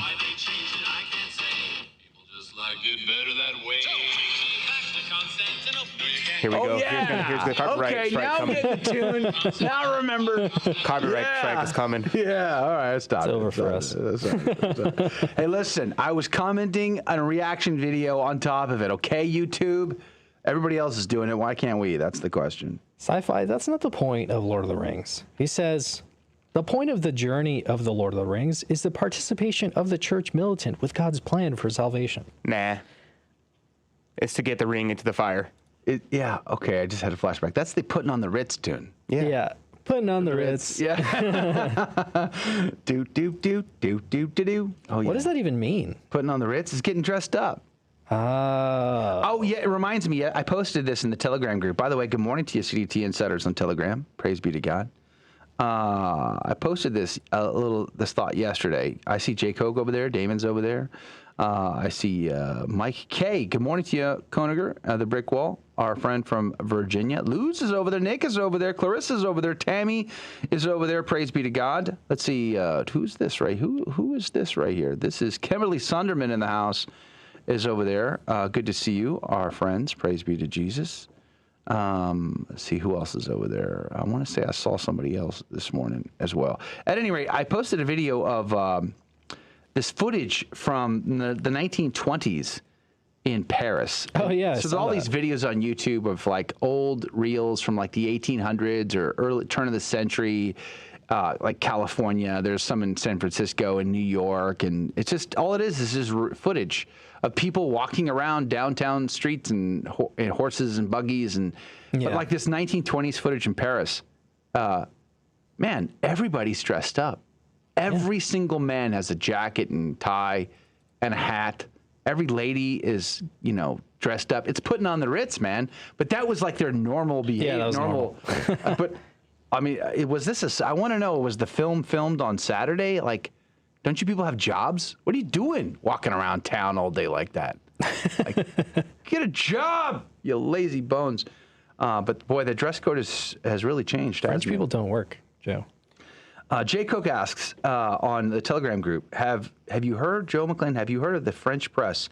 Your coffee game will improve. That's true. All of coffee snobs do the French press thing. It's true. It's true they do. I'm not a coffee snob. I just drink it by the gallon. I feel bad, Joe, because while you're having cowboy coffee, I'm having a California latte over here. Are you? It's and good you're stuff, just going to rub that in. You're just going to go ahead and go there. Yeah. Mm-hmm. I mean, look, the coffee grinds are still in the bottom of my mug right now. I don't know if you can see. Can you read the coffee grinds? You probably shouldn't do that. Yeah, don't do that. 9 out of 47 times, that's not what you want. Joe, I think that means you're going to die. Yikes. It was hack culture. Yeah, it was hack culture, wasn't it? And that's part of the reason why I bought a hat. I bought a little like mini fedora thing that I wear all the time now off the show. I thought that was for a different reason. Well, its primarily purpose is to cover the baldness on the head, because the slightest sun will cause it to burn. And just, you know what, getting rid of just covering that up just improves things automatically. Regina, good morning to you. Good to see you. Thanks for hanging out with us today. Alberto is there as well. Tammy Marbury is there. Praise be to God. Yvonne is there. Becky Dominguez, I see you there. Paul Adams, good morning to you. Thanks for hanging out with us on the YouTube side of things. Sky Baker, good morning. Praise be to God. Eric Rodriguez, good morning to you. Leticia Ramirez, good morning to you. Rosa Mystica, amen. We're praying. Thanks for hanging out with us today. Grateful to see you here. Star, good morning. Star earlier asked for suggestions on homeschooling programs. I offered the Kolbe Academy. That's what we use for our teens. But there's lots of good programs that are out there. There's a good selection. Mother Ann Seton is a common one, very popular one. I hear about that one a lot. There's the one about something about the Good Shepherd. I forget. I think Augustine Institute links to that one. You can find a bunch. But for anybody not in high school in our Immaculata Academy at home, they get a more eclectic combination of content. We have like a core program for math, that kind of thing. But, besides math and whatever, we gather materials and parts of curriculums elsewhere and combine them into the one we want. But I want to know. Yeah, go ahead. I want to know of a homeschool program that teaches when I mean classic, I mean like Greek classic. Kolbe does. Like logic. Yeah, Kolbe does. They teach logic so when you rhetoric. They do that. So in fact, when we first started with Kolbe was with our older son Stephen, and we kind of didn't know, we didn't really figure the game out yet. So we went and got their more aggressive curriculum, and it was Greek. It was all the Greek classics. He was learning Latin and rhetoric and all that stuff, but it was too much. It was actually overwhelming for him. So we had to scale that back quite a bit. So we have a bit of a scaled down approach from that with Mary Elizabeth and now John Paul. But yeah, they do all of that. Kolbe Academy is an actual school in the Bay Area of California, very solid Catholic, and they give our kids a diploma at the end. So it's not just like a GED thing. They actually get a diploma, which is helpful. Niha, good morning to you. Niha, are you new here? Or I think she's a return. Return. Well, welcome back. Is a degree better than a diploma? Is a diploma better than a GED? It can be, yeah, especially for it's less complicated for sure than a GED when it comes to, say, applying for college, right? Depending on what school you're trying to get into. A diploma is less tricky or complicated. Not that you can't get around those with the GED, you certainly can, but it's a little bit harder. So diplomas just makes life a little easier. Who else is over there? I see Lori Powell was on YouTube today. Lori's all over the place. Lori's also on LinkedIn. Lori, you're making rounds today. We're on LinkedIn. Yeah, we're on LinkedIn today. I never know when we're on LinkedIn or not. It's hit or miss, right? Some days it doesn't work. Some days it works. Some days it doesn't. Some days it does. YouTube will just kick us off. LinkedIn just doesn't work sometimes. Just won't work. It's just clunky. I see Don Paddock and Josh Knoll and Sita and Yolanda and Junior Barra and Jesus Robles and Joaquin and Lori and Gloria Dian Lopez. Skyland uses Homeschool Academy. Praise be to God. Good morning to you guys. Thanks for hanging out with us on Facebook. Also on the Facebooks, Michelle Vaughn and Patty. Good morning to you. Thanks for hanging out with us. Always grateful to see you here. On Odyssey. Who's on Odyssey today? We got some new ones on Odyssey. Yeah, new today. ones. New people on Odyssey. Thoughts by Laced Dragonfly is a new commenter. Thoughts by Laced Dragonfly. They Welcome say, but a homeschool diploma works as well. Yeah. Jesus is a friend of mine. Amen. Praise be to God. Welcome to the show. Thanks for hanging out. Tell us where you're from. We'd like to know. We'd like to know. We got Everything is a Lie. And they say On Force, Linda Lovelace comes to mind. I think that was some sort of film about pornography, I'm not sure. Some consequence of pornography or something like that. Well, Mr. Everything is a Lie, I would refer the world to the 8th commandment, which is thou shalt not lie, except to Nazis. And the Jews are knocking. If the Nazis knock on your door, asking if you have Jews in your house, that's the Nazi exception clause in Scripture. Confessions may have been heard. That's all I'm going to say. We got a video game streamer, J Coke channel on Odyssey. She says, "Hi, Odyssey people." J Coke is also. Is that J Coke? Making J Coke that's everywhere else. J Coke everywhere. That should be your handle. Mike K, good morning to you over on Odyssey. Good to see you. Sci-Fi Mike, praise be to God. Nelia, good morning to you. It's good to see you guys here. Thanks for hanging out with us today. Alaric is also in the house. Praise be to Jesus. Nick, the Mike, is also here. Good morning to you, Nick. Good to see you. That was a pretty. By the way, that picture of you and your lovely wife in front of that classic car over the weekend, super cool. Where was that? Remember, Mike was talking about classic cars, and then Nick posted his, and it's like, oof. Speaking of classic cars, awesome. I actually have something to say about cars today. What? So, I know, wild, right? Is the end of the world coming? I was playing basketball with my priest on Tuesday, and we were just hanging out after we were done playing basketball. Did you break his ankles? No, he broke mine, though. His father is just like sinking. He's a baller? Big time, dude. Big time. Apparently, they have a priest versus seminarian game every year, and they all play like constantly. So they're all pretty darn good basketball players. But the father was saying how he went home to California to visit his family, and his brother and his sister and a couple of other family members. He's like one of 14, and a couple of his siblings took him out to the beach. And he said they were out, and his brother pulls up in this like 1960-something Corvette. Ooh. And he was like, dude, show off. And he was like, because he had rented it for the day. Mm-hmm. And he goes, nah, dude, it's yours. He threw him the keys and goes, you can drive it. Wow. And he gave it to him to drive for the day. And and so he was like, what? So he's like, I got to drive a Corvette through California, beachside California. That's pretty cool. Then he was like, yeah, my family's insane. He's like, for the day I got ordained, my brother, a different brother, pulls up in a Ferrari, in a red Ferrari, and is like, get in. And he's like, dude, I am not dying on the day of my ordination. And he's like, you can't make me. He's like, dude, do not drive too fast. If I die, this would look so bad on the news. Priest ordained immediately dies in a Ferrari. Oh, yeah, exactly. Oh my goodness. Yikes. Alan Mallory, good morning to you. By the way, happy birthday. Alan's birthday was yesterday. Praise be to God. Alan was like a 29 or something like that, 28, 29. Something like that. Alan, do you want the Marilyn Monroe treatment? What's that? I said, Alan, do you want the Marilyn Monroe treatment? Oh, yes. Please do. Yikes. Happy birthday. So Alan Mallory. That's creepy, man. Okay. She had COVID or something because she couldn't breathe. She was like so breathy. Anyway. Dude, speaking of cars. There's a Marilyn Monroe movie out, I think. Or coming out or something. Why would anybody watch about that? Lori said there was no sound this morning. So, yes. So, last night at around like 10:30, I get an email from Kent Loney, who's our engineer.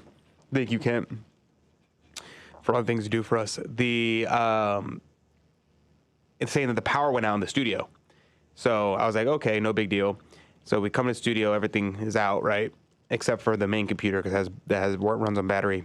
But everything else, like, I'm turning them on and everything. I have to like reboot the phones for the first time in ages. I had to like reboot it like twice. The first time I rebooted it, just like didn't want to work. And then I was like, okay, I think I got everything ready. So the show starts, and for some reason, the computer wasn't reading our Scarlett, which is how we get the sound out of our soundboard, into the streaming computer. And so the Scarlett device wasn't being picked up, and I didn't notice because, I mean, it's never happened before. So I was Adrian's speaking Chinese. So it's like, yeah, I don't know what you're talking about. Is this Latin again? What are we doing here? I explained it. It makes sense. And so Crystal. It stopped working. Crystal clear. Crystal Pepsi? I had to figure out how to get it reconnected in the beginning. So at the beginning of the show, I was like, okay, well, it's hearing the computer itself, but not the soundboard. So I just put on the radio. It's hearing, so that's like why it was sentient? out of sync. Yeah, It's sentient. It understands. Speaking of sentient, that's why this audio was bad. There was no audio, then it was radio audio, and then it was actually the board audio. So that's why I was out of sync as well at the beginning. Speaking of sentience, Gunslinger Z19, Damon is on Rumble this morning. Praise be to God. Good morning to you. Doug is there as well. I see you there. Good morning to you. 0BKR, Guten Tag. Welcome to the show. It's good to see you here. Thanks for hanging out. By the way, he says he can't stay long. He's on his way to Switzerland. What? I'm jelly. I'm think he's super gone jelly. already. That's cool. If I had to choose one country to go back to visit to, Switzerland would be like high on that list of having to make difficult choices. Switzerland is an incredible country. Beautiful. Huh. Good chocolate there, too, I hear. Yummy. I would go back to Prague. Their pizza game is really bad, though. I'm going to be honest with you. I'm going to say something controversial here. Mm-hmm. Pizza in Europe is not good. No, it's not. I'm with you. Italian I'm pizza 100% inferior to Domino's. 100%, I would agree. I got to tell you, and I don't like Domino's. The wood-fired Italian pizza here in the States is 100 times better. I don't know. It's flat. It's cardboard.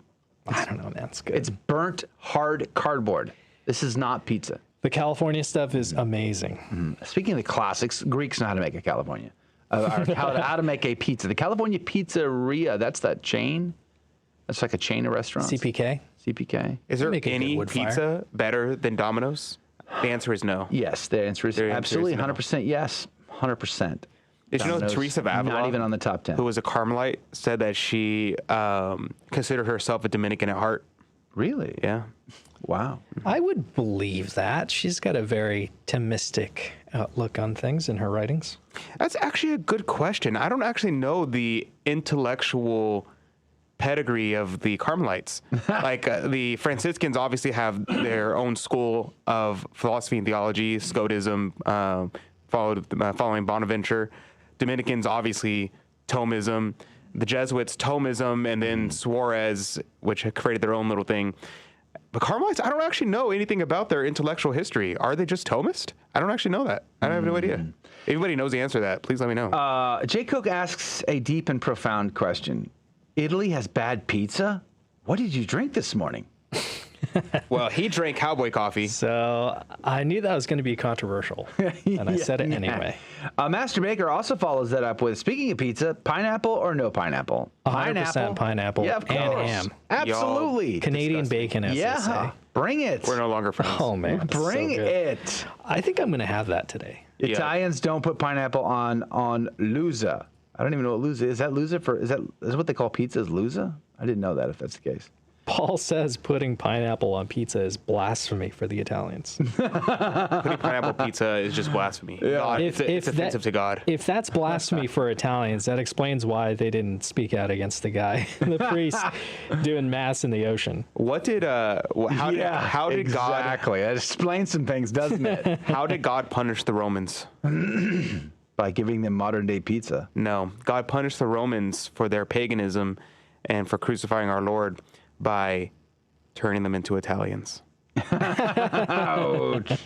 Dang, that's over. It's over for a time. You just isolated a vast majority of the smallest portion of our audience. Speaking of which, I would love to go travel to Italy. Yeah, so would I. It's beautiful there. You've been to Italy? Yeah, a couple times. No, wait. Yes, I have been a couple times. So, visited Rome in 2005. It's actually 05. It's not O. O is not a number, just so you know. In 2005, I was in Rome. Incredible, beautiful. And in 89, I went to Venice and camped on the Adriatic beach. It was pretty amazing. Praise be to God. I would say out of all the countries that I spent time in, Germany, Austria, Switzerland, Italy was more like America than the others. You know, had like major billboards and sort of commercialization, that kind of thing. I would say like Southern Germany was, you know, didn't have so much of that, at least at the time. I don't know what it's like today. But at the time, I've also been to the Netherlands as well. But Italy felt more like, oh, this is like going to a beautiful state in America with hills and castles and you know, that kind of thing. But look, billboards and craziness. In 2005 in Rome, like I went to the big, what do you call that? Is it the Spanish Steps? Or what's the steps that, the water fountain where they have the big famous... Trevi Fountain? Yeah, the Trevi Fountain. You have the big famous steps everybody takes postcard pictures of. At the top of that is a church. When I went there, it was covered in scaffolding. But in Italy, they don't just have scaffolding. This is ugly with no scaffolding. They have to put billboards on the scaffolding. So they cover them with a church with women that are, say, not so modest, covering a church. I thought that was just absolutely bizarre. What are you playing? Dominicans and Jesuits, Adrian. I didn't make that meme. Adrian. When is confession again? I'm just curious. It's at 6 p.m. Okay, good. I'm not going to lie. The Jesuit looks kind of cool. that meme has been, that picture has been used for a ton of memes. Yeah. Lately. He's just smoking a cigarette. Father Aquinas retweeted it and was like, this is the best version of this meme I've seen so far. Father Aquinas OP. And the guy who tweeted it out was a Franciscan. Yeah. So there you go, folks. Yeah. He was a Franciscan tertiary, to be fair, though. So no pineapple on pizza, says Lori. Amen, Lori. She's wise. You paid her, though. You paid her. She gets a check from the Fonseca Foundation. She gets extra points for her opinion because she makes amazing pie. So. See, I get people have preferences, but nobody ever gives a good argument against putting pineapple on pizza. Right, exactly. Do you like pineapple by itself? No. Well, there you go. You have a hatred for the goodness that God provides mankind. That's not pizza's fault. Mm-hmm. That's completely on you, man. Pineapple is amazing. I love Jay pineapple. Coke says, "What about UK's Scotch eggs in English breakfast? What is Scotch eggs? It's like they're like rounded on the bottom, like half-shaped round ones. I thought Scotch eggs were the ones they put a hard-boiled egg poached. in. I'm thinking of something poached. or other. They put in a thinking of sauce, and I don't know. It's Scotched and poached aren't equal. I was thinking the wrong thing. I have no idea. All I know is that English food is kind of bland. But English, you take tea very seriously. Why is that? Scotch eggs. Oh, so we have something similar to that, but we call it well, no, I guess it's not the same thing. I was thinking of eggs in a basket. But no, this is a little bit different. How much would you have to be paid to eat a pineapple and mayonnaise sandwich? You couldn't pay me enough. That is the most revolting combination I've ever heard of. Come on. A Scotch egg is a boiled egg wrapped in sausage meat. I hate mayonnaise. Covered in breadcrumbs. You also reject God's goodness in the world. Okay. If it's natural mayonnaise. Okay. By the way, does anybody know what the difference is between aioli and mayonnaise? I think they're the same thing. I could be paid to eat a mayonnaise pineapple sandwich. I just have to wait until November to do it. Master Baker said, funny enough, Hawaiians hate Hawaiian pizza. They prefer to put Spam on pizza. Dude. Hawaii, I love Spam. I reject Hawaii. Love Spam. I mean, like, it is a thing. They sell Spam in restaurants in Polynesian culture and in Micronesian culture, too. Guam, same thing. They absolutely love their Spam. Y'all guys are going to... You know, it's funny. The other day I was craving Spam. There was a restaurant called Gamtu Bop. It's like this Korean fusion restaurant in Los Angeles. Gangnam Style? I don't know, but they put this, it's like a marinated beef inside of like a rice pad thing, like a rice dumpling thing with seaweed outside. Oh man, it's good. Seaweed, yeah. I never thought I would eat seaweed until I lived in Hawaii, and then you're eating seaweed and rice 3 times a day. They also have spam musubi, which is so good. Yeah, spam with an egg and rice. I can still taste seaweed. I can still taste it from 1994, 95. I can still taste the lemon chicken at a restaurant just outside Kaneohe Bay, United States Marine Corps Air Station, Kaneohe Bay, right outside the gate. I would go outside the gate and I'd get a haircut. That would be like 5 minutes worth of effort. And then I'd go to this restaurant and eat their lemon chicken, and it was just like pure candy. I mean, it was so good. Oh, so never had it that good since. Do the Girl Scouts still exist? Because I was thinking about the fact that, remember the whole controversy of these girls wanting to join the Boy Scouts? And then they started making girl troops in the Boy Scouts.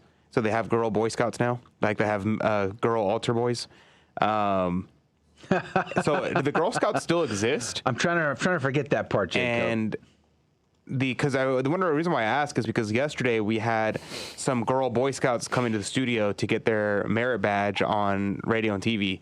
Radio broadcasting merit badge or whatever it is. That must be hard to get. Yeah, I bet. I can't imagine that'd be it's like impossible to get. Right. And so they came in, and I was like, wait a second, they're not Girl Scouts, they're girl Boy Scouts. And I was so confused. And I'm like, Scouts. So now I'm thinking, does Girl Scouts still exist? They shortened it to just Scouts. Right. They changed it to just Scouts. Girl altar boys. By the way, Alan Mallory chiming in this morning by saying, pineapple and mayo, I would sooner get a punch to the face. Yeah, I can make that happen. Than eat. Than eat. You wouldn't punch a guy on his birthday. What kind of cruelness are you, man? Good grief. I wouldn't punch Alan. No pineapple, says Damon on Rumble. No pineapple. Amber says no cooked pineapple. Distinction there. You're going to cook it on a pizza. It's going to be cooked. It's her preference. I'm saying I'm for it. I don't mind it. That's totally pineapple on ham. Whew. Oh, that's so gross. Mike K says we make ours with chorizo. Forgive me, with chorizo and no breadcrumbs. That sounds good. What is he talking about? Pizza, I'm guessing. No, he's pizza with chorizo. What's he talking about? Oh, Scotch eggs. Yeah, Scotch eggs. My bad. Oh, Josh said, I can get behind Spam on pizza. Pineapple does not belong. Would you take a piece of pineapple and dip it in pizza sauce? Yeah. That sounds terrible. Why would it be okay on pizza? It's the same taste. This is slash logic, people. If you put pineapple on a pizza, you're going to have pineapple and pizza sauce at the same time. And cheese. And it's yummy. And bread. Here's my If culinary you had pineapple and you dipped it in the sauce, it would taste very similar to what you would have. It's like, of course. Here's my culinary interpretation of why pineapple pizza is good. Mm-hmm. You get the tanginess of the sauce. You get the dense richness of the cheese. And you get, in order to kind of like offset the umami flavor, you get the sweetness of the pineapple, and you get the best of all worlds. You get a sensation of pizza. It's so good. But I guess people aren't thinking about it that way. I don't know. No. Jay Coke, yeah, I am trying to forget what MREs taste like, to be honest with you. Now, the one thing I did love about MREs is when we were in the field, we would make like field pudding or field brownies kind of thing. We would mix and match our MREs so that we'd always get the cocoa pack and the peanut butter and the coffee creamer and put a little water in there and mix that stuff up. It's like, man, good stuff. But you had best drink a gallon of water every MRE because it backs up the system and it's not fun. So there you go. Let's see here. Alberto says pineapple only goes with ham. Yep. Is that true? I don't think so. If it was just pineapple, I don't think it would work. Sweet pineapple can go with anything. Go steak, fish, I suppose. Lamb. Master Baker says, have you had tacos with pineapple salsa? I mean, whatever. Yeah, it's pretty good. Fish tacos, man. You guys are making me hungry, and I can't have any of this. You could have fish. I can't have a pizza or pineapple or sauce, bread, mayo. Can't have any of that. Yikes. Just close your eyes and pretend. This whole carnivore thing is terrible. By the way, Talk to Anthony Stein about that. Josh Knoll, we've been praying for your daughter today at second grade. And I guess we're mostly praying for you. Hopefully you'll be able to get through this, Dad. You'll do it. It's going to be fine. I promise. Feel your pain. Yeah. God bless you. One God struggle, brother. Hey, speaking of needing prayers, tomorrow, who are we talking to? We are talking to a journalist on Nicaragua. Nicaragua. And the persecution of Catholics. I got to practice saying that. Nicaragua. I'm going to do that 1,000 times. Nicaragua. Nicaragua. God bless you guys. God love you. Do us a favor. Share us with a friend. And thanks for having a laugh and a little chuckle. We appreciate that. We'll see you then.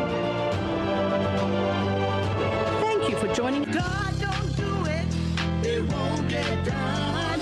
If God don't do it, it won't get done. If God don't do it, it won't get done. What up with that? What up with that? Man, what are we talking about? Oh, man. Go, Brandon. I agree. Hey.